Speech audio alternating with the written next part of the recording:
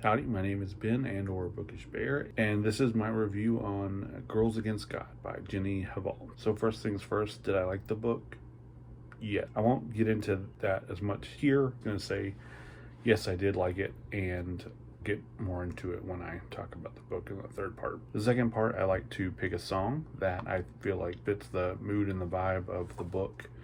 And for me, this one came to mind pretty quickly, and the book does have to do with and talk about like Norwegian black metal a lot, but so I felt that that was too on the nose to find a metal song. So the song that really stuck out to me and came to mind as I was reading is called Casadat El Haka by the band Sex Witch. So this song I feel like really fits the mood. It starts with this sort of droning and almost annoying sounding guitar that just repeats throughout the whole song. Everything about the song sort of builds with intensity. It sounds sort of very chaotic and beautiful at the same time. It's got a very witchy vibe.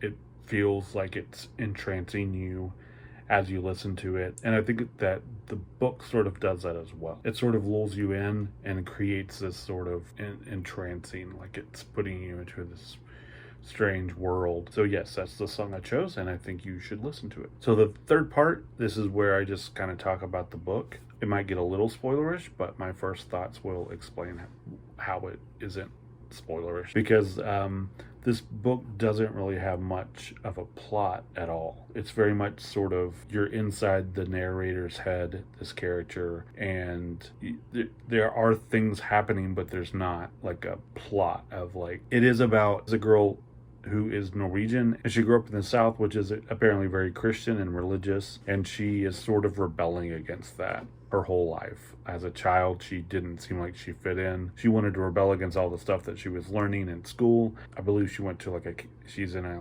Catholic school, and she's just very against, and says, the phrase, "I hate God" a lot, which in the first part, when you're sort of getting to know her when she's younger. And so in her rebellion, she begins to wear a lot of black. She gets into the black metal scene as a teenager in high school, and sort of finds a place there where she feels she fits in. She goes on to study film in college, and she comes to America and she studies film here. She goes back to Norway. So some of the parts are her talking about her creative process and trying to write films, and she talks a lot about films she watches, and so there is that element. But I think mostly this book is sort of about connection. It's really about feeling isolated and alone, feeling different and other, and finding connection with people who are like-minded. She starts a band and moves in with two other girls, and they're really close. And they have this metal band, but they're also doing like witchcraft. It's very strange. It's not always completely clear when things are literal, but it seems like they're doing literal witchcraft and magic in the book. At one point, they cast some kind of spell to make their town smell like garbage, and then everyone in the town is complaining about garbage, which leads me to believe that it is literal in the book and in the world of the book. But she finds a connection with these two girls. She finds a connection amongst other artists, and she finds connection through black metal as a teenager. And it's just about all these connections that she's making that make her feel less bad about existing in the world.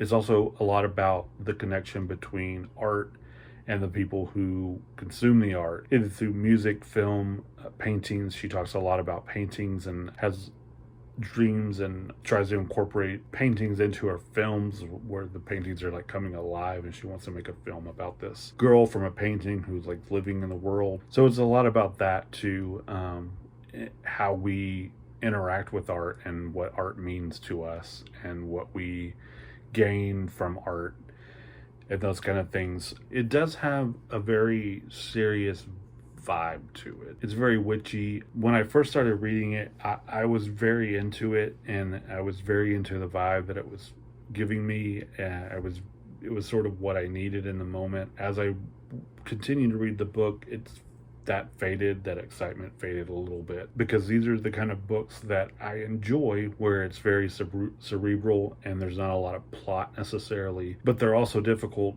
to sort of sit and read for long periods of a time, because there's not really anything happening. And while it can feel very hypnotic and like you're entering this world and it's sort of a portal that way, it was also hard to not get distracted sometimes while reading it, especially towards the end. But sorry, that was a tangent. It did give me sort of a list when I was first reading it of films that I wanted to watch, which were Lords of Chaos, which I had seen, which is about Norwegian black metal, and Mayhem and Burzum, and it's a great film. You should watch it. And Lords of Salem, which is interesting because they have very similar titles.